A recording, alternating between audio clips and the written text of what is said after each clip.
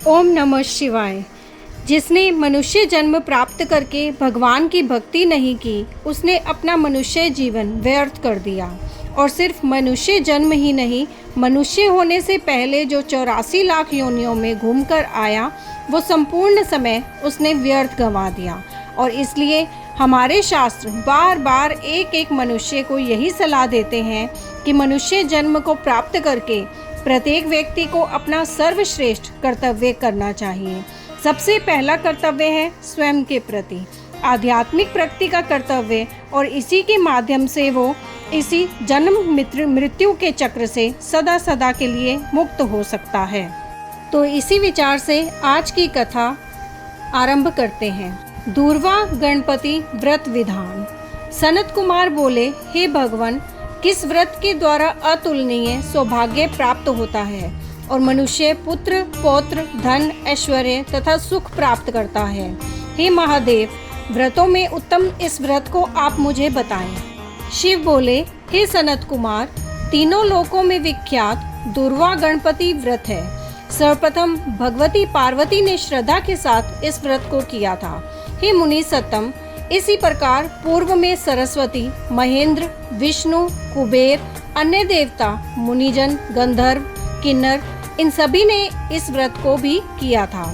श्रावण मास की शुक्ल पक्ष की शुद्ध महापुण्यदायिनी चतुर्थी तिथि को इस व्रत को करना चाहिए, क्योंकि उसी दिन सभी पाप समूह का नाश हो जाएगा।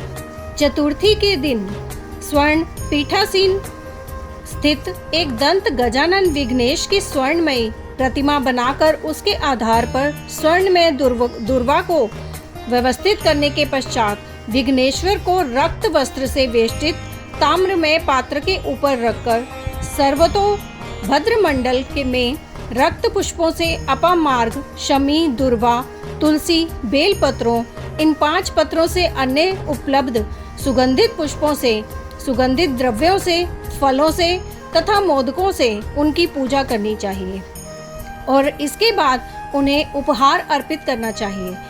इस प्रकार अनेक उपचारों से भी गिरिजा पुत्र विघ्नेश की पूजा करनी चाहिए। और इस प्रकार कहें, सुवर्ण निर्मित इस प्रतिमा में मैं विघ्नेश का आवाहन करता हूँ।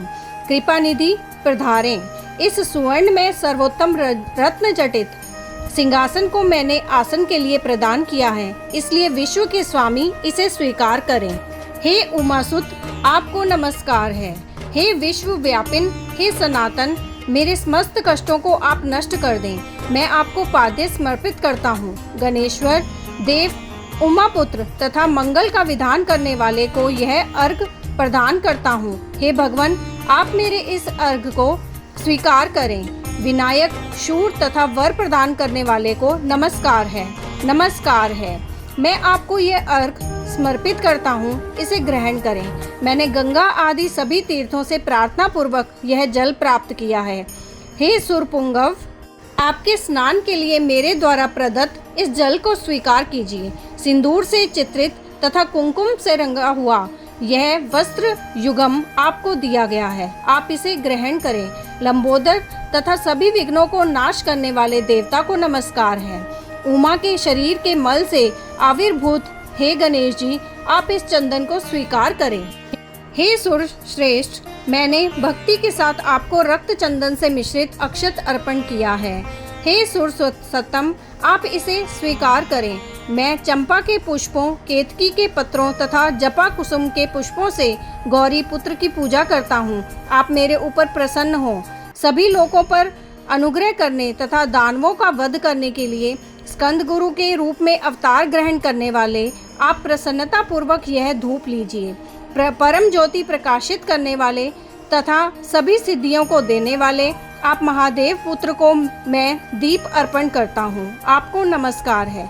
इसके बाद गणानाम तवा, इस मंत्र से मोदक 4 प्रकार के अन्न, पायस तथा लड्डू आदि का नैवेद्य अर्पण कर मैं आपकी मुख शुद्धि के लिए आदर पूर्वक कपूर, इलायची तथा नागवल्ली के दल से युक्त तांबूल आपको प्रदान करता हूँ।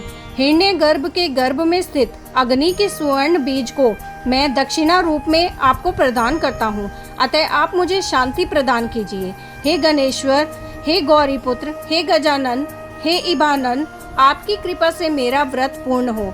इस प्रकार अपने सामर्थ्य के अनुसार विघ्नेश का विधिवत पूजन करके उपसकर निवेदित सामग्री सहित गण्या अध्यक्ष को आचार्य के लिए अर्पण कर देना चाहिए।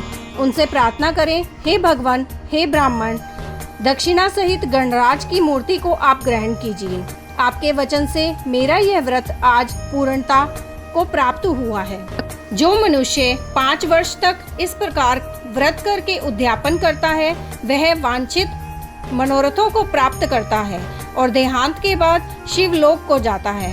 अथवा 3 वर्ष तक जो इस व्रत को करता है, वह सभी सिद्धियां प्राप्त करता है। जो व्यक्ति उद्यापन के बिना इस उत्तम व्रत को करता है, विधि के अनुसार भी उसका जो कुछ किया हुआ होता है वह सब निष्फल हो जाता है। अब आगे उद्यापन की विधि बताई जाती है। उद्यापन के दिन प्रातःकाल तिलों से स्नान करें और उसके बाद व्यक्ति 1 पल या आधा पल या उसके भी आधे पल की स्वर्ण की गणपति की प्रतिमा बनाकर पंचगव्य से स्नान कराकर भक्ति तथा श्रद्धा के साथ इन 10 नाम मंत्रों से दुर्वा दलों से सम्यक पूजन करें। हे गणाधीश, हे उमापुत्र, हे अग्नाशन, हे विनायक, हे ईशपुत्र, हे सर्व सिद्धि प्रदायक, हे एकदंत, हे इभ वक्रत्र, हे मुष्क वाहन, आपको नमस्कार है। आप कुमार गुरु को नमस्कार है। इन नाम पदों से पृथक पृथक पूजन करें। पहले दिन अधिवासन करके प्रातःकाल ग्रह होम करके दुर्वा दलों से तथा मोदकों से होम करना चाहिए। उसके बाद पूर्ण आहुति देकर आचार्य का आदि का विधिवत पूजन करना चाहिए और घट तुल्य थनों वाली गाय का दान अपनी सामर्थ्य के अनुसार करना चाहिए। हे वत्स, इस प्रकार व्रत करने से मनुष्य सभी मनोरथों को प्राप्त कर लेता है।